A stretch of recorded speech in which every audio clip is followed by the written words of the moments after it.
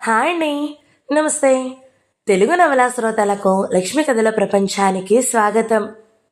భిన్న ధృవాలు అనే నవలను వింటున్నాం కదండి. ఈరోజు ఈ వీడియోలో మనం పార్ట్ 4 వినేద్దామండి. రాసిన వారు మాదిరెడ్డి సులోచన గారు. చదివి వినిపించేది పద్మిని. నెల గడిచిపోయినా ఇంట్లో తల్లి కూతుళ్ల మధ్య రాజీ కుదరలేదు. యాంత్రికంగా యూనివర్సిటీకి వెళుతుంది వస్తుంది. ఇది వరకు మహారాణిలాగా టీవీగా తిరిగేది.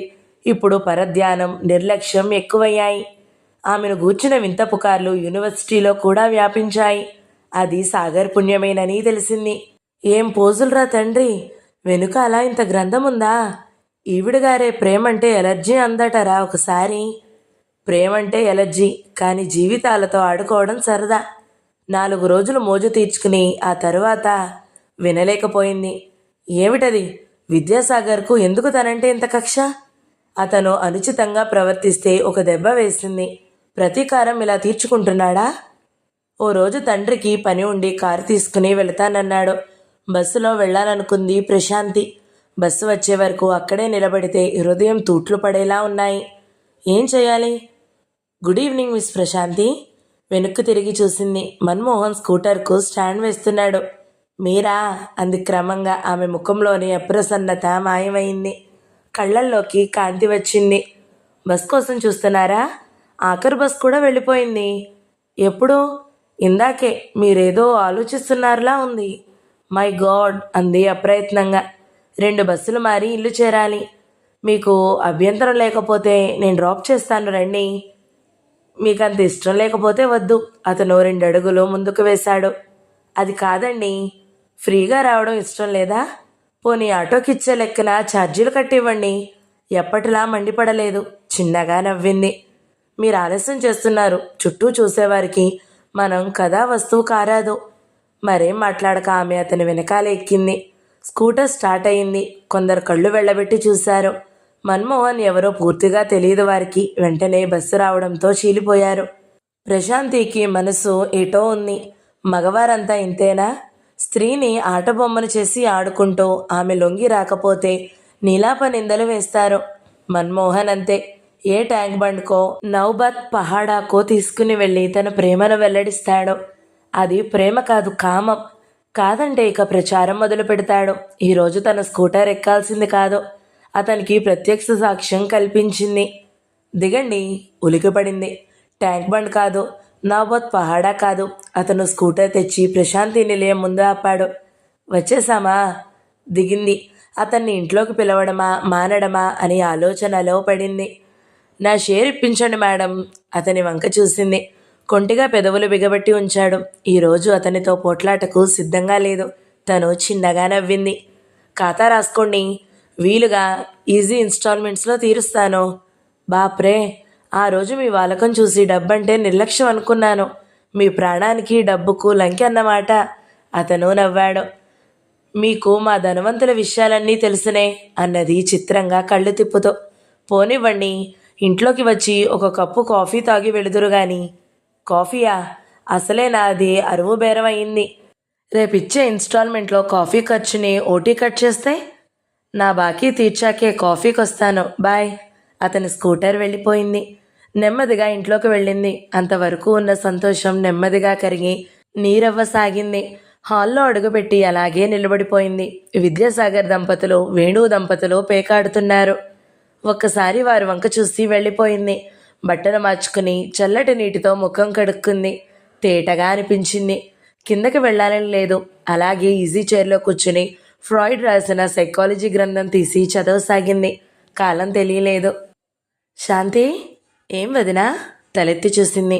భోజనానికి రమ్మంటున్నారు. నాకు ఆకలిగా లేదు వదినా, తలనొప్పి. 1 గంట తర్వాత 1 కప్పు వేడిపాలు పంపించు. సరే. ఆమె వెళ్ళిపోయింది. శాంతికి కన్నీరు ఆగలేదు. ఇదివరలో అయితే తల్లి తండ్రి ఆకాశం భూమి ఒకటి చేసేవారు. ఇప్పుడు ఒకరోజు భోజనం మానితే, అవును, వారికి ప్రాణం కన్నా సంతానం కన్నా పరువు మర్యాదలు ముఖ్యం. 1 గంట గడిచాక తుఫానులా వచ్చింది కాంతమ్మ. శాంతి, ఏమిటమ్మా? ఈ ఇంటి పరువు మంట కలపాలని ఎందుకో అంత తాపత్రయం? తీవ్రంగా అడిగింది. ఉలిక్కిపడింది ప్రశాంతి. తను మన్మోహన్ స్కూటర్పై రావడం వీళ్ళు చూసారా ఏమిటి? అయినా తన భావాలు బయట పెట్టకుండా నెమ్మదిగా అడిగింది. నేనేం చేశానమ్మా? భోజనం ఎందుకు వద్దు? నాకు తలనొప్పిగా ఉంది. తలనొప్పి ఉన్నవాళ్ళెవరూ పుస్తకాలు చదవరు. నీ దృష్టిలో పురుషులందరూ దద్దమ్మలు కావచ్చు, కానీ విద్యాసాగర్ ఈ ఇంటి అల్లుడు. అతన్ని గౌరవించాల్సిన బాధ్యత అందరి మీద ఉంది. ఆయనను నేను అగౌరవపరిచిందెప్పుడో? నోరు ముయ్యి. అమ్మ ప్రేమనే చూసావు ఇంతవరకు, ఇక నుండి కోపం చూస్తావు. వాళ్ళు వచ్చినప్పుడు తప్పించుకు తిరుగు, ప్రాణం తీస్తాను. అమ్మంటే ఏమనుకున్నావో? ఆవిడ వచ్చినంత వేగంగా వెళ్ళిపోయింది. చాలాసేపటికి పాలు తెచ్చింది సునంద. వదినా? ఏమిటి శాంతి? నేను ఎవరిని ఏమడగను. ఒక విషయం చెప్పు. నేను బల్ల దగ్గర లేనని విద్యాసాగర్ ఏదైనా అన్నారా? ఆయన విచిత్రమైన మనిషి శాంతి, అవన్నీ పట్టించుకోవద్దు. అలా దాటవేకు. ఏం జరిగిందో చెప్పు. ప్రణతి ఆయన ముఖాలు మార్చుకున్నారు. వారికి ఇక్కడికి రావడం నీకు ఇష్టం లేదన్నట్టు నిష్ఠూరాలు వేశాడు. అత్తయ్య అతని మాటలకంత ప్రాముఖ్యం ఎందుకు ఇస్తారో అర్థం కాదు అన్నది సునంద. వదిన, ఇంకేదో చెప్పబోయింది ప్రశాంతి. వేణు పిలిచాడు భార్యను. వదిన వెళ్ళిపోగానే బోరున ఏడవాలనిపించింది. ఏనాడు తను ఏడ్చే అవసరం రాలేదు. ఆడవారు ఎందుకు ఏడుస్తారు అనుకునేది. విద్యాసాగర్తో ఓ చిక్కు వచ్చి పడింది. ప్రతి సాయంత్రము ట్యాంక్ బండ్కు షికారుకు వస్తాడు. అలాగే అత్తగారింటికి వస్తాడు. పేకాట ఆడుదామని స్నేహితులిద్దరూ కూర్చుంటారు. తర్వాత భోజనాలు. తల్లి ఆజ్ఞ మేరకు అక్కడుంటే ఏదో అంటాడు సాగర్. అందరూ హాస్యం కింద జమ కడతారు. ప్రశాంతికి ముళ్ళ మీద ఉన్నట్టుంటుంది. ఆ రోజు అందరూ భోజనానికి కూర్చున్నారు. కాంతమ్మ దగ్గరే నిలబడి వడ్డిస్తుంది. ఏం వేణు, మీ పెద్ద చెల్లాయి డైటింగ్ చేస్తుందా? దానికి డైటింగ్ ఎందుకు? ఓవర్ వెయిట్ లేదే. అన్నం కెలుకుతుంటేనో వివాహం అయ్యే వరకు నాజూకుగా ఉండాల్సిందే. అతను ప్రశాంతి వంక చూసి నవ్వాడు. ఆమె తల ఎత్తలేదు, నోరు విప్పలేదు. అనవసరంగా వాగడం ఎందుకని అతను తన భార్య ముందే మరో స్త్రీని నిశితంగా గమనించడం చూస్తే ఒళ్ళు మండిపోయింది. మాట్లాడరేం వదిన గారు? ఏం మాట్లాడాలో చెప్పండి మరిది గారు. మేమున్నామన్నా భోజనం సరిగ్గా చేయడం లేదు. అలా ఎందుకు అన్వయించుకుంటారో? నాలాంటి క్యారెక్టర్ లేని మనుషులు యూనివర్సిటీలో ఎవరితోనైనా తిరగొచ్చు, కడుపు రావచ్చు, తిండి మానేయొచ్చు. శాంతి, ఎందుకు నాన్నగారు కోపగిస్తారో? అతని ఉద్దేశం అదేగా. గుమ్మడికాయల దొంగ ఎవరు అంటే భుజాలు తడుముకోవడం దీన్నే అంటారు అన్నాడు నవ్వుతూ. ఏమిటే, నోటికి ఎంతొస్తే అంతేనా? అమ్మా, నా తిండి విషయాలు ఈ ఇంటికి అల్లుడైన వారు తెలుసుకోవడం అవసరమా? నోరు ముయ్యి. పరిహాసం తెలియని మూర్ఖురాలివి. నాకిలాంటి హాస్యాలు పరిహాసాలు గిట్టవు. లేచి చేకడుక్కుంది. పరిహాసం గిట్టదా? మేమంటేనే గిట్టదా? రెండు సరేనా? త్వరగా వెళ్ళిపోయింది. విద్యాసాగర్ గొడవ చేస్తాడనుకున్నారు. అతనేమనలేదు. రాత్రికి కాంతమ్మ రఘుపతికి ఏదో వెలితిగా అనిపించింది. పెద్ద తల్లి పెళ్లి చేసేయాలండి. నేను అదే ఆలోచిస్తున్నాను. దానికి నచ్చినవాడు దొరకొద్దు. ఎవరో ఒక పట్టాన నచ్చరు దానికి. అలానే నెత్తినెక్కించుకున్నాము. తాడో పేడో తేల్చుకోనివ్వండి. తన ఇష్టం వచ్చిన వాడినైనా చేసుకోమనండి, లేదా మన ఇష్టం వచ్చిన వాడినైనా అంగీకరిస్తుందా అడగండి. నువ్వే అడుగు కాంతం. నాకు దాని మొండితనం చూస్తే ఒళ్ళు మండిపోతుంది. సాగర్ చెప్పిన విషయాలు గుర్తుకు వస్తాయి. దాన్ని తన్నాలనిపిస్తుంది. మన అమ్మాయి అలా దిగజారే మనిషి అంటే నమ్మబుద్ధి కావడం లేదు. అతను అబద్ధం చెబుతాడా అంటే అది అంగీకరించలేను. గతం నాస్తి. ఇక జరగబోయేది ఆలోచించాలి. ఈ విషయాలు బయటపడకముందే ఆ మూడు ముళ్ళు పెడితే మంచిది. అలాగే, ఇప్పుడే తేల్చండి. తొందరేం, కొంచెం ఆలోచించని. ఆ రాత్రి 2-3 సార్లు భార్య గుర్తు చేయగా కూతురి గదిలోకి వచ్చి అడగలేక వెళ్ళిపోయాడు. ఏదో పోగొట్టుకున్నట్టుండే కూతురిని చూస్తే జాలేసింది. హలో, తనంతట తాను మొదటిసారిగా పలకరించింది మన్మోహన్ని. లైబ్రరీలో ఏదో పుస్తకం చూస్తున్నాడు. హలో, మీరా మిస్ ప్రశాంతి? నవ్వుతూ ఇటు తిరిగాడు. అవును, వారం రోజులుగా ప్రతిరోజు లైబ్రరీ చుట్టూ తిరుగుతున్నాను ఓ పుస్తకం కోసం. అది కనిపించడం లేదు. నాకంటే ముందే ఎవరో తీసుకుపోతున్నారు. బజార్లోనూ లేదట అన్నది. ఏం పుస్తకం? పేరు చెప్పింది. అతను క్షణం ఆలోచించాడు. జ్ఞాపకం వచ్చినట్లు తలాడించాడు. నా దగ్గర ఉంది. సాయంత్రం ఇంటికి వెళ్ళేటప్పుడు వచ్చి తీసుకోండి. థ్యాంక్స్. మీరు ధన్యవాదాలన్నా మరేమన్నా రోజుకి పావలా అద్దె కావాలి మేడం. ఓఎస్, అలాగే. ఖాతా రాసుకోండి సార్. నవ్వుతూ వెళ్ళిపోయింది. అతను యూనివర్సిటీలో 2-3 సార్లు కనిపించి పలకరించాడు. అతను చాలా బాగా చెబుతాడట పాఠం. జూనియర్స్ చెప్పాడు. తమకు చెబితే బాగుండును అనుకుంది. సాయంత్రం కారులో కూర్చున్నాక పుస్తకం సంగతి గుర్తుకు వచ్చింది. డ్రైవర్, విద్యానగర్ పోనీ. ఇంటి నెంబర్ చెప్పింది. అతను చిన్న వరండాలో కూర్చున్నాడు. 2 అమ్మాయిలు కూడా ఉన్నారు. ఒక అమ్మాయి BA ఫైనల్ ఇయర్ సరోజ, రెండో అమ్మాయి MA ప్రీవియస్లో ఉన్న ఉమా. 2 మిస్ ప్రశాంతి. 1 నిమిషం అంటూ లేచాడు మన్మోహన్. వాళ్లను పంపేసి నాకిద్దరు గాని, లేకపోతే తిట్టుకుంటారు అని వారి వంక చూసి నవ్వింది. మరెక్కడైనా నీలాంటి లక్ష్మీ పుత్రికలదే కదోయ్ ఫస్ట్ ప్రిఫరెన్స్ అన్నది ఉమా. అందుకే వెయిట్ చేస్తానన్నాను. వారు మళ్ళీ తమ చర్చలో మునిగిపోయారు. 10 నిమిషాల తర్వాత కొన్ని పుస్తకాల పేర్లు చెప్పి వారిని పంపించేశాడు. మీ అమ్మగారు లేరా? అరుణకు అనారోగ్యం, వెళ్లారు. ఈరోజో రేపో రావచ్చు అన్నాడు అతను. వెళ్ళి పుస్తకం తెచ్చిచ్చాడు. ఇక మాట్లాడడానికి ఏం లేదన్నట్టు కూర్చున్నాడు. వెళ్ళొస్తానండి, చాలా థ్యాంక్స్ అన్నది లేస్తూ. పుస్తకం సక్రమంగా తిరిగి వస్తే నేనే మీకు ధన్యవాదాలు అర్పిస్తాను. అదేం, సాధారణంగా పుస్తకాలు తీసుకువెళ్ళిన వారు తిరిగి ఇవ్వరు. పోయిందనో ఎక్కడో పెట్టి మర్చిపోయాననో అంటారు. సాధారణంగా నేను ఎవరికీ ఇవ్వను. నేను పుస్తకం రోజుకు పావలా ఇస్తాననే నమ్ముతున్నారా? పావలా సంగతేమో కానీ పుస్తకం ఇస్తారన్న నమ్మకం ఉంది. ఒకవేళ ఇవ్వకపోతే పోతే ముక్కు పట్టుకునే ఆలోచనలో పడ్డాడు. అతనికి ఏం తోచినప్పుడు ముక్కును పదును చేస్తున్నట్లుగా రుద్దుకుంటాడు. మరేం భయం లేదులేండి. ఎంత పొగరమూతనైనా పుస్తకాల పట్ల నాకు అమితమైన ఆసక్తే అన్నది. మిమ్మల్ని మాట అడగనా? అడగండి. నెల రోజుల క్రితం చూసిన ప్రశాంతి మీరేనా అనిపిస్తుంది. మీలో చాలా మార్పు వచ్చింది. లావయ్యానా? కొంటెగా అడిగింది. కాదు. అసహనం తగ్గింది. చూపులు చెప్పండి. మిమ్మల్ని కొట్టనని హామీ ఇస్తున్నాను. మీరు చెయ్యెత్తినా తప్పించుకోలేని వాజమ్మను కాదు. అతను నవ్వాడు. మీరు ఏదో పోగొట్టుకున్నట్టుగా చూస్తారు. మునుపటి ఉత్సాహం, కొంటెతనం ఏం లేవు. మీ దాకా రాలేదా? చిత్రంగా ఉందే. అసలు సంగతేమిటి? మీకే అర్థమవుతుంది. కొన్నాళ్ళు ఆగండి. ఇంకేం లేదన్నట్టు వెళ్ళి కారులో కూర్చుంది. కారు స్టార్ట్ అయ్యాక కళ్ళు తుడుచుకుంది.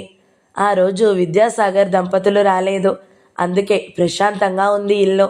టేబుల్ లైట్ వేసుకుని చదువుకోవాలని ఇంట్లో కూర్చుంది. శాంతి, తల్లి గొంతు తీక్షణంగా వినిపించింది. ఈరోజు మళ్ళీ ఏం జరిగింది? తను ఎవరిని ఏమనలేదే. ఏమిటమ్మా, మమ్మల్ని చంపదలుచుకుంటే కొంచెం విషయం ఇవ్వరాదు? నేనేం చేశాను? సాగర్ మాటలు ఇంతవరకు పూర్తిగా నమ్మలేదు. స్త్రీ పురుషుల సన్నిహితాన్ని అందరూ ఒకే రకంగా అర్థం చేసుకోలేరు. అందుకే అతని మాటలు అంతగా పట్టించుకోలేదు. ఈరోజు నువ్వు ఎక్కడికి వెళ్ళావు? నేనా? ఎక్కడికి వెళ్ళలేదు. అంతే. మరోసారి చెంప చెల్లుమంది. పాపిష్టిదానా, అబద్ధాలు కూడా నేర్చావు. డ్రైవర్ను పిలవనా? అమ్మా. అమ్మ కాదు, ఆదిశక్తి. అమ్మగా అనురాగమే చవి చూశావు. ఇక ఆవిడ మాట్లాడలేకపోయింది. ప్రశాంతికి అర్థమైంది. తను మన్మోహన్ ఇంటికి పుస్తకానికి తెచ్చుకోవడానికి వెళ్ళిన సంగతి డ్రైవర్ చెప్పాడన్నమాట. ఇక నుండి తన ప్రతి కదలిక డ్రైవర్ గమనిస్తాడు కాబోలు. ఏడుపు రాలేదు, నవ్వొచ్చింది. అమ్మా, విద్యాసాగర్ మాటలు మీకు శిలాక్షరాలే అయితే దానికి నా జవాబు ఏం లేదు. ఈరోజు నేను వెళ్ళింది ఒక రీడర్ ఇంటికి. ఎక్కడా దొరకని పుస్తకం అతనింట్లో దొరుకుతుందని తెలిసి వెళ్ళాను. నేను చెడిపోయిన దాన్నైనా అతనికి చాలా మంచి పేరుంది. వెళ్ళి విచారించు. వదిన చుట్టమే అతను. కాంతమ్మ హృదయం ద్రవించలేదు. కూతురు ఏడ్చి మొత్తుకుంటే ఆమె కరిగిపోయేది. విచారించాలో మానాలో నాకు తెలుసు. ఇక నుండి నీ కాలేజీ చదువు కట్టిపెట్టు. అది అసంభవమని చెబుతున్నాను. ఇక నుండి మీరు డ్రైవర్ల ద్వారా, పనివారి ద్వారా నా విషయాలు రాబట్టడం అనవసరం. గారాబం చేసినందుకు గడ్డి బాగా పెడుతున్నావు. గారాబం చేశారు కాదని నేను అనలేదు. ఎవరో ఏదో చెప్పారని నన్ను అనడం మంచిది కాదని మరోసారి మనవి చేస్తున్నాను. నువ్వు యూనివర్సిటీలో ఎవడినో ప్రేమించి వాడితో విచ్చలవిడిగా తిరగలేదు? లేదు. అతన్ని నిన్ను చాలాసార్లు ఒక చోట చూసిన విద్యాసాగర్ మందలిస్తే అతన్ని బ్రతిమాలలేదు? లేదు లేదు లేదు. ఒక్కసారి కాదు, 100 సార్లు చెబుతున్నాను. విద్యాసాగర్ను మొదటిసారి చూసింది మన ఇంట్లో అన్నయ్య స్నేహితుడిగా. ఎంతకు తెగించావే? ఆమె విసురుగా వెళ్ళిపోయింది. అర్ధరాత్రి వరకు దొర్లి నిద్రపోయింది. మర్నాడు లేచి తయారైంది. కిందకి రాగానే ఎంత గోల జరుగుతుందో అనుకుంది. అలాంటిదేమీ జరగలేదు.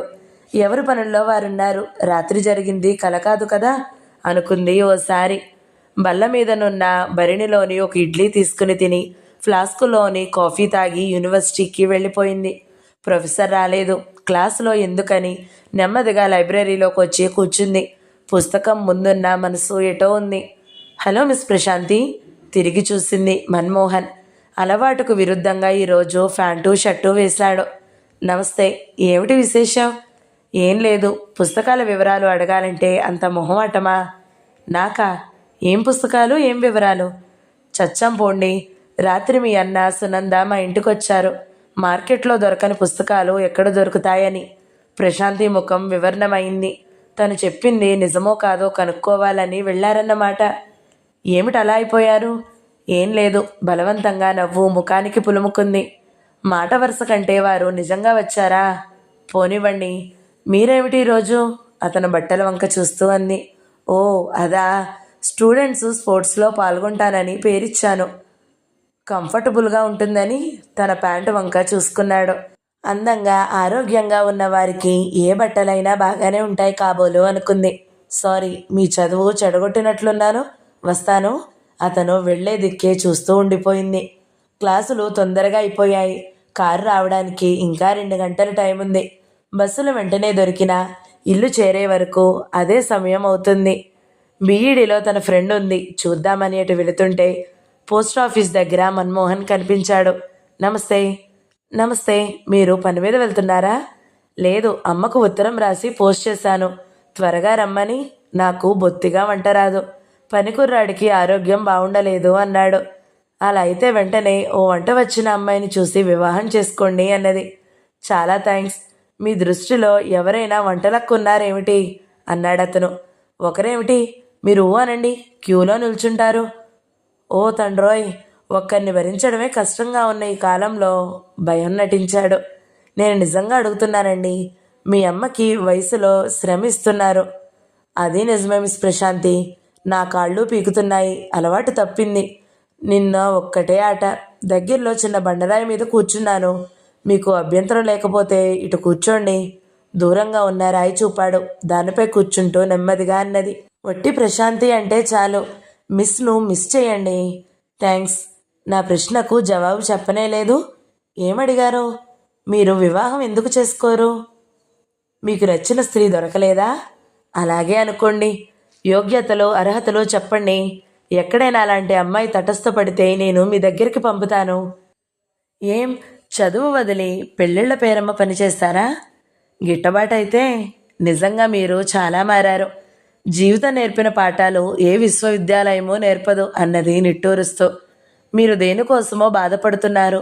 ఓ స్నేహితుడిగా మీ బాధ అడగొచ్చునా? నయం, మీ శత్రువుగా అని అడగలేదు. పోనీ స్నేహితురాలిగా అంగీకరించారు. మీ ఊహాసుందరిని గురించి చెప్పండి. జరగని విషయాలను గురించి చర్చించడం అనవసరమంటాను. నేను తెలుసుకుంటే తప్పేం? ఏం లేదు. జీవితంలో 90 మంది స్త్రీలు భర్త హోదాకే ప్రాముఖ్యం ఇస్తారు ప్రశాంతి గారు. నా ఊహలో స్త్రీ అంటే నవ్వొద్దు మరి. స్త్రీ అంటే భర్త వ్యక్తిత్వానికి ప్రాముఖ్యం ఇవ్వాలి. వివాహం తర్వాత ఇల్లు పిల్లలు తమ ప్రపంచం అనుకోవాలి. క్లబ్బులు, వనితా మండలాలు, ఉపన్యాసాలంటే పరమ చికాకు. స్త్రీ పూర్తిగా బానిసగా మీ క్రింద బ్రతకాలన్నమాట. బానిసగా కాదు, ఆ ఇంటి యజమానురాలిగా, సంసారానికి సారథిలా.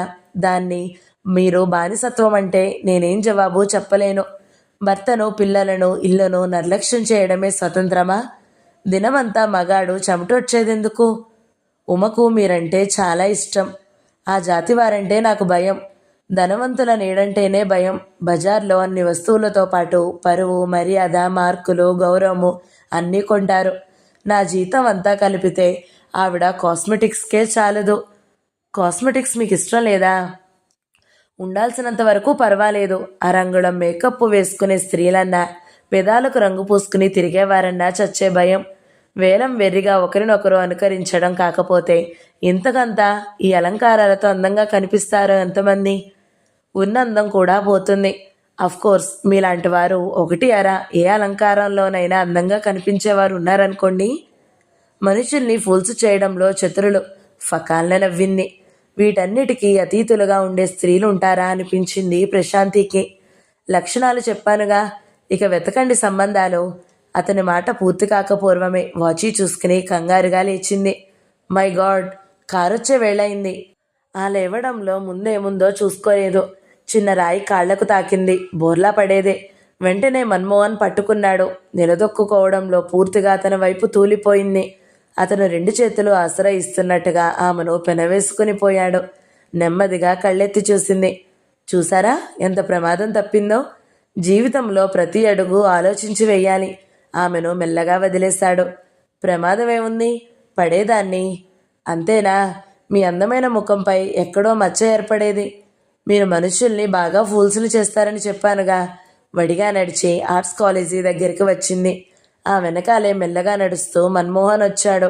Hello Mohan, research student Uma అన్న ప్రభాకర్ పిలిచాడు. హలో, నీ పని ఈరోజు త్వరగా తెమిలిందేన్రా? బోరు, ఉమా పిక్చర్కు పోదామంటుంది. ఒకప్పుడు మన్మోహన్ ప్రభాకర్ క్లాస్మేట్స్. శుభం. అత్తయ్య లేదుగా, అక్కడే భోజనం చేయొచ్చు. నువ్వు రాకూడదు? నాకు వేరే పనుందిరా, మరోసారి వస్తాను. నీకు పని లేనిది ఎప్పుడట? యంత్రపక్షి. ఒరేయ్, నేనిక్కడ పంతుల్నిరా, మర్యాదగా మాట్లాడు. వారి ముందు కారొచ్చాగింది. ప్రశాంతి కారులో కూర్చుని తల బయటకు పెట్టింది. మీ స్కూటర్ తేనట్టున్నారు, రండి డ్రాప్ చేస్తాను. థ్యాంక్స్, నాకు వేరే పని ఉంది. సరే డ్రైవర్ పోని. కారు వెళ్ళిపోయింది. కులుకులాడి రఘుపతి ముద్దుల కూతురు కదూ. ముద్దుల కూతురో శుద్ధుల సుతనో తెలియదు. ఇక్కడ ఎంఏ ఫైనల్ ఇయర్ స్టూడెంటు. నీకు టోకరా ఇవ్వాలని చూస్తుందా ఏం? దాని సంగతి ఎవడికి తెలియదు. ఎవరిష్టం వారిది. మన జోలికి రానంతకాలం. ఆగరా, ఆవిడ ఫోజులు ఆవిడ. పురుషద్వేషి అని ముద్దు పేరు కూడా ఉందిలే. నీకంత అసూయగా ఉంటే ప్రవరాక్యుడని నీ పేరు ప్రచారం చేయనా? పేరుకెవరేడ్చారు? దాని వేషాలకు చెబుతున్నాను. వీడు నచ్చడు, వాడు నచ్చడు అంటుందట. దాని వెనకాలో పెద్ద కథ ఉందట. స్వయంగా వారి బంధువులే చెప్పారు. ఎవడినో ప్రేమించింది. వాడితో కులికి వాడు వద్దంటే వాడిని మరువలేక ఏడుపట. ఒరే ప్రభాకర్, ఇంకా రీసెర్చ్ ఎందుకురా? హాయిగా ఇంట్లో కూర్చోక స్త్రీ జీవిత పరిశోధనలో ఎంత ముందుకు పోయావు? నీకు నాపై నమ్మకం లేదు కదూ. స్వయంగా ఆవిడ చెల్లెలు మొగుడు చెబితే వింటావా? మీరు అమెరికా వంటి దేశాలు చూశారు. నైతిక విలువలు నమ్ముతారా? నన్ను చేసుకోండి అని బోరున ఏడ్చిందట. వాళ్ళన్న మీదున్న అభిమానం కొద్దీ చిన్నమ్మాయిని చేసుకున్నాడట. ఏడ్చాడు. పోనీ ఆడపిల్ల అలా అడిగిందే అనుకుందాం. ఈ వెధవకు బుద్ధి లేదా టామ్ వేయడానికి? మరెవరో రావడంతో ప్రభాకర్ వెళ్ళిపోయాడు. మీకు తెలుస్తుందిలేండి కొన్ని రోజుల్లో అన్న ప్రశాంతి మాటల్లో చెవుల్లో రోద పెట్టసాగాయి. ఇది నిజమా పుకార్లా? ఎందుకో ఉత్సాహం అంతా హరించుకుపోయింది. బస్సు రావడంతో ఎక్కేశాడు. 2 గంటల నుండి వాదోపవాదాలు జరుగుతున్నాయి. తల్లి తండ్రి కూతుళ్ల మధ్య. వారు అడిగిన ప్రతి మాటకు నాకు తెలీదు అన్న సమాధానమే ఇస్తుంది ప్రశాంతి. శాంతి, రఘుపతి కూతురి దగ్గరికి వచ్చాడు. ఇంకా అడిగేవి ఏమైనా మిగిలాయా నాన్న? అడిగేవి కావు, ఆజ్ఞాపించే ఉన్నాయి. కానివ్వండి. నీకు గారాబం నేర్చుకుని అనుభవిస్తున్నామే. కాంతమ్మ గయ్యమంది. నువ్వు ఊరుకో కాంతం. చూడమ్మా, నువ్వు ప్రేమించడం అంతా అబద్ధం అనుకుందాం. అయితే వివాహం ఎందుకు వద్దు? వివాహం వద్దని అన్నానా? అవును, ఎంఏ అయ్యే వరకు వాయిదా వేశావు.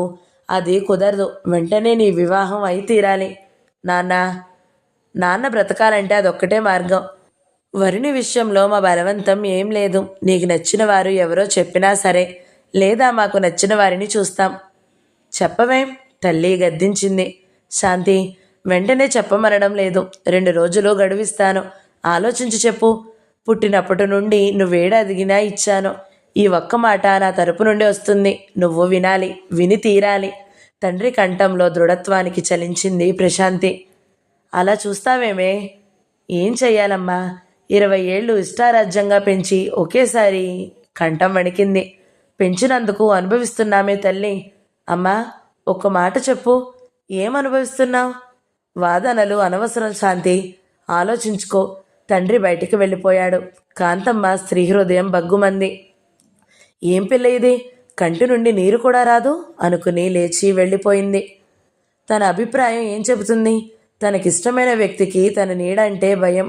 తన ప్రవర్తనతో మెప్పించుకోవడానికి అతనుకు అవకాశం ఇవ్వరు తల్లిదండ్రులు. నేను బ్రతకాలంటే నీ వివాహం వెంటనే జరగాలి అన్న తండ్రి మాటలు చెవుల్లో రోద పెట్టసాగాయి. మర్నాడు ఆదివారం లేచి నెమ్మదిగా గది సర్దుకోసాగింది. తన పనులు తను చేసుకోవడం మంచిది అనిపించింది. శాంతి, సునంద వచ్చింది. అదేమిటి నువ్వు సర్దుతున్నావు? రాజమ్మను పంపనా? వద్దదినా, మన పనులు మనం చేసుకుంటే తప్పేం. నువ్వెందుకో చాలా ఉదాసీనంగా మారిపోతున్నావు శాంతి. ఇంట్లో వారి ప్రేమ అజీర్తి అవుతుందదినా. మీరు వెళ్ళి వచ్చాకైనా అతనింటికి వెళ్ళామంటే బాగుండేది. అతని ముందు తెల్లమొహం వేసే బాధ తప్పేది. మను అన్నయ్య దగ్గరకా? ఉలిక్కిపడింది. నీకు అతను చెప్పాడా? అంది తడబడుతూ. నేనెప్పుడైనా చేసినవి తప్పించుకోగా చూసారా? అన్నయ్య ఇంత బాగా అర్థం చేసుకున్నాడంటే నవ్వొస్తుంది. క్షమించు శాంతి, మీ అమ్మగారు తొందరపడ్డారా రోజు. అవును, చెప్పుడు మాటలు ఎంత కర్ణప్రియంగా ఉంటాయో అర్థమవుతుంది. విద్యాసాగర్ అసలు రూపం గ్రహించిన నాడు అందరూ విచారిద్దురు గాని. వెళ్ళి అమ్మతో చెప్పు, వారికిష్టమైన ఏ వల్లకాట్లో రామయ్యనైనా నాకిష్టమేనని. శాంతి, అంతే వదినా, ఈ ఇంట్లో అవమానాలు భరించే కంటే అదే మేలు అన్నది దృఢంగా. 4 రోజుల అనంతరం వేణు ఓ యువకుడిని వెంటబెట్టుకుని వచ్చాడు. అతను 2-3 నెలల్లో అమెరికా వెళతాడట. అతన్ని కింద కూర్చోబెట్టి పైకొచ్చాడు. ప్రశాంతి హుస్సేన్ సాగర్లోని అలలకేసి చూస్తుంది. శాంతి, ఒకసారి బట్టలు మార్చుకుని కిందకిరా. ఇప్పుడే బట్టలు వేసుకున్నాను. సంతోషించాను తెలివికి. ఫారిన్ నైలాన్ది గ్రీన్ చీర కట్టుకో. అవి ప్రణు తీసుకువెళ్ళింది. ఇంకేదైనా? ఫారిన్ నైలాన్వి లేవు. ఇంకేవి కట్టుకోమన్నా కట్టుకుంటాను. అతను 5 నిమిషాలు తేరిపార చూశాడు. మరేమనలేదు. కిందకి వెళ్ళిపోయాడు. అతను వెళ్ళిన దిక్కే చూస్తూ నిలబడింది. చెప్పుడు మాటలు ఇంత దారుణంగా ఉంటాయా? ప్రతి పనికి విలువనిచ్చే అన్న ఎలా మారిపోయాడు? పోనీ ఎవరైనా సరే అంగీకరిస్తుంది. నెమ్మదిగా మేడ దిగింది. హాల్లో వేణు, నూతన యువకుడే కాక విద్యాసాగర్ కూడా ఉన్నాడు. ఆమె రాగానే నూతన యువకుడు రెప్పవేయడం కూడా మర్చిపోయాడు. ఆమె ముదురాకు పచ్చ, వైలెట్ కలర్ కలిసిన ప్రింటెడ్ చీరలో ఆకుల మధ్యలో నుంచి తొంగి చూసే గులాబీలా ఉంది. ఈ మధ్య జుట్టు కత్తిరించడం మానేసింది. వెంట్రుకలు వెనక్కు కట్టింది. అందమైన వారు ఏది కట్టినా అందంగానే ఉంటారు. నేనే అనవసరంగా ఏదో అన్నాను అనుకున్నాడు వేణు. రామ్మ, మా చెల్లెలు ప్రశాంతి. ఇతను జియాలజిస్ట్ శ్రీధర్. ఆసక్తిగా చూడలేదు. నమస్కరించింది. అతను ప్రతి నమస్కారం చేయడం కూడా మర్చిపోయాడు. ఏమండోయ్ శ్రీధర్ గారు, మా మరదలు మిమ్ము మోగవారు అనుకోగలదు. సారీ వదిన అన్నాడు సగం హాస్యంగా సగం వ్యంగ్యంగా సాగర్. ఏమన్నారు? మా వదిన గారికి కళ్ళు వెళ్ళబెట్టే పురుషునుంటే మంట. అతని ముఖం ఎలాగో అయ్యింది. అది చూసి వేణుకు కోపం వచ్చినా ఏమనలేక ఊరుకున్నాడు. సునంద కాఫీలు తేవడంతో వాతావరణం కొంచెం మారిపోయింది. ప్రణతి రాలేదేమన్నయ్య? నన్ను మాత్రం మీ ఆయన పిలిచాడా? ఉండబట్టలేక వచ్చాను అన్నాడు. ఉద్ధరించావు అనుకుంది శాంతి. మీరు బంధువులా పిలవడానికి ఇంటి మనుషులే కదా.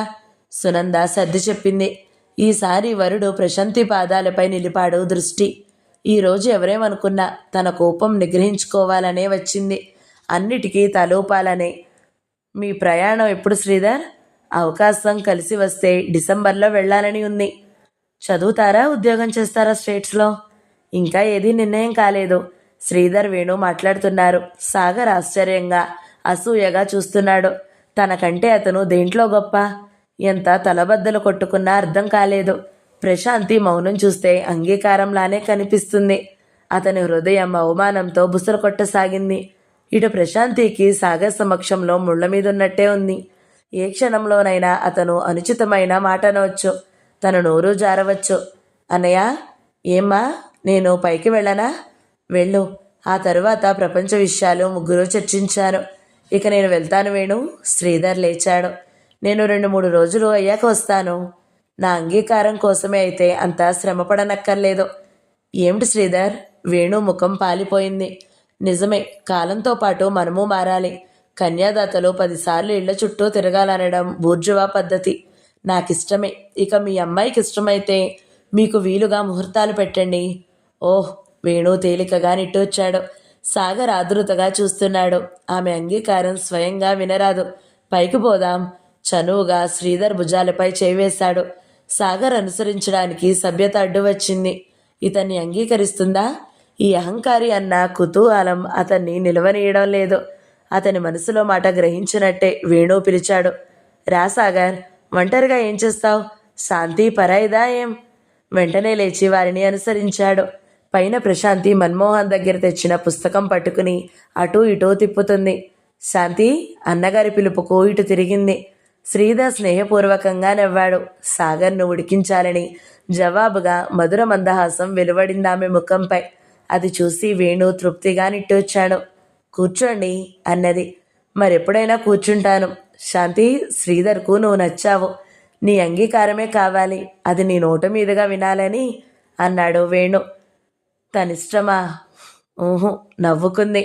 అంగీకారం తెలపాలనే అభ్యర్థన అన్నగారి చూపులలో కనిపించింది. ఒకసారి తండ్రి బెదింపులు గుర్తుకు వచ్చాయి.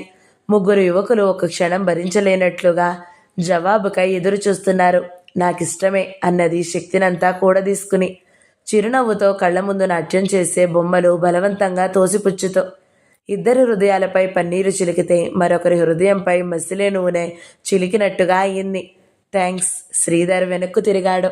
మిగిలిన వారు అనుసరించక తప్పలేదు. శ్రీధర్ వెళ్ళగానే సాగర్ వెళ్ళిపోయాడు. వేణు గబగబా పైకి వచ్చాడు. నీ నోట ఈరోజు ఎంత మంచి మాట విన్నానే అన్నాడు. లోపలికి వెళ్ళి తల్లిదండ్రులకు ఈ వార్త చెప్పాడు. ఈ నెలలో ముహూర్తాలున్నాయిట్రా. ఎందుకుండవు? అయినా కార్తీక మాసం బాగుంటుందని నా అభిప్రాయం అమ్మా. మా అదృత మీకు తెలియదురా. ఎంత తొందరగా అయితే అంత తొందరలో జరిగిపోవాలి కాంతమ్మ అన్నది. నిజం వేణు, నీకు సెలవు దొరికితే ఓ 10 రోజులు పెట్టు. అన్ని ఏర్పాట్లు చేసుకుందాము. అలాగే నాన్నగారు అన్నాడు. కాంతమ్మ ఇన్ని రోజుల తర్వాత మొదటిసారిగా కూతురితో ఆనందంగా మాట్లాడింది. ఈసారి బిగుసుకుపోవడం కూతురు వంత అయింది. నా తల్లి, నువ్వంటే మాకు పగా కోపం లేవు. నీ జీవితం ఏమైపోతుందోనన్న భయం తప్పితే. కూతురి తల నిమిరింది. ప్రశాంతి ఏం మాట్లాడలేదు. మన్మోహన్ యూనివర్సిటీ క్యాంపస్లో కనిపించినా తప్పుకుని తిరుగుతుంది. సాయంత్రం ఇంటికి రాగానే తల్లి బజారుకు పోదామని గొడవ మొదలుపెట్టింది. ఇప్పుడే ఎందుకమ్మా?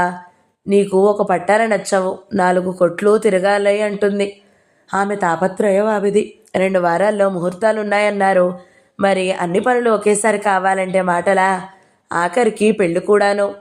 అమ్మా, నాకేమీ వద్దు. మీకిష్టమైనవి తీసుకురండి. ఇంకా నాపై కోపమేనా? నీకు తెలీదు పెద్ద తల్లి. నీపై చేయి చేసుకుని వారం రోజులు కుమిలిపోయాను. నాకేం కోపం లేదమ్మా. తల్లిగా ప్రేమించే అధికారం ఉన్నట్టే దండించే అధికారం ఉంది. నువ్వు ఏ బట్టలు తెచ్చినా నాకిష్టమే. నాకు బయటికి రావాలంటే చికాకు అన్నది. ప్రశాంతి, కోపం వద్దమ్మా. చూడు, నువ్వు తెచ్చిన వాటికి వంక పెట్టను. నిజం అన్నది. ఆవిడ గొణుక్కుంది. వెళ్ళేటప్పుడు మరో మాట అడిగింది. ఆమె వెళ్ళగానే నవ్వుకుంది ప్రశాంతి. జీవితాంతం గడపబోయే వ్యక్తినే వరిష్ట ప్రకారం ఎన్నుకున్నది. చీరలు ఓ లెక్క. శాంతి, ఏం వదినా? అత్తయ్య చాలా బాధపడుతుంది. బాగుంది వదినా. విధేయత చూపినా కష్టమేనా మీతో? ఓ 2 గంటలు వస్తే ఏం? నాకిష్టం లేని పని చేయమంటడమే మీ ధ్యేయమైతే నాకేమీ అభ్యంతరం లేదు. లేచింది. నువ్వు చాలా మారిపోయావు శాంతి. వద్దు, నువ్వు రావద్దులే అని పోబోయి ఆగిపోయింది. శాంతి, ఇంకా ఏమైనా అడగాల వదినా? అవును, నువ్వు శ్రీధర్ని హృదయపూర్వకంగా ఇష్టపడుతున్నావా? ఏం అనుమానంగా ఉందా? అవును, నీ కళ్ళు ఏదో దాస్తున్నాయి. మా ముద్దుల వదినకు కళ్ళ భాష కూడా వచ్చినాయి. నవ్వింది. అతన్ని ఇష్టపడకపోవడానికి కారణమేముంది వదిన? ధనవంతుడు, అందగాడు, విద్యావంతుడు. త్వరలో అమెరికా వెళ్తున్నాడు. ఒకప్పుడు వివాహానికి ఇవే అర్హతలు కావు అనేదానివి. ఎప్పుడూ ఒకేలా ఉండముగా. పోనీ నేను ఎంతో దగ్గరగా వచ్చినా నన్ను అంత దూరంలో ఉంచుతావు. లేదు వదినా. చాలే, నీ మనసులో ఎవరో ఉన్నారు. ఉంటే అదుగో దొంగ దొరికిపోయింది. నాతో చెప్పవా? అది చెప్పే విషయమో కాదు. నాతోనే పోవాలి అన్నది ఎటో చూస్తూ. ఏం, అతను మన అంతస్తుకు తగడా? అదొక్కటే అడ్డైతే అన్ని బంధనాలు తెంచుకొని అతని అంతస్తుకు చేరుకునేదాన్ని. మరి అతనికి నాలాంటి వారి నీడంటేనే గిట్టదు. శాంతి, అవును వదినా. సాగర్ చెప్పేది అతన్ని గూర్చేనా? చిచి, సాగర్ చెప్పింది అభూత కల్పన వదినా. ఈ విషయం మనిద్దరి మధ్య ఉండాలి. సరే, ఆమె వెళ్ళిపోయింది. వాళ్ళు బట్టలు కొనేందుకు వెళ్లారేమో అనుకుని చాలాసేపు హుస్సేన్ సాగర్ అరలకేసి చూస్తూ ఉండిపోయింది. బయట అంతా చీకటి వ్యాపించినాక గాని ఈ లోకంలోకి రాలేదు. లేచి లైట్ వేసుకుని కిందకి దిగింది. హాల్లో రఘుపతి, వేణు మౌనంగా కూర్చున్నారు. కాంతమ్మ ముఖం కందిపోయినట్టు ఎర్రగా ఉంది. ఏమైంది? నెమ్మదిగా బయటికి వచ్చింది. వెనకాల తలుపు గుండా ఆమె ఊహించినట్టే వరండాలో నిలబడింది సునంద. వదినా? ఏమిటి శాంతి? వెనుదిరిగింది. ఆమె ముఖంలో ఏ భావమూ కనిపించలేదు. అమ్మా నాన్న అలా ఉన్నారేం? శ్రీధర్ ఇందాక ఫోన్ చేశాడు. ఏమని? ఆదృతగా అడిగింది. తనకప్పుడే పెళ్ళి ఇష్టం లేదట. మనము వేరే సంబంధం చూసుకోవాలట. ఆ? పైకి అందుగాని ఎందుకో గుండెల మీద మోస్తున్న పెద్ద బండరాయి దిగినట్టు ఫీల్ అయింది. కారణం చెప్పారా? ఓహో, నేను ఊహించరా? నా క్యారెక్టరు మంచిది కాదు అవునా? అలా ఏం చెప్పలేదు. నాకు తెలుసు. సాగర్ మహాశయుడు పని. భిన్న ధృవాలు 4వ భాగం సమాప్తం. ఈ వీడియో మీకు నచ్చినట్లయితే లైక్ చేయండి, షేర్ చేయండి, మంచి కామెంట్ పెట్టండి. ఎవరైనా మొదటిసారి మన ఛానల్ని చూస్తున్నట్లయితే సబ్స్క్రైబ్ చేసుకోండి. Thank you so much for watching. నమస్తే.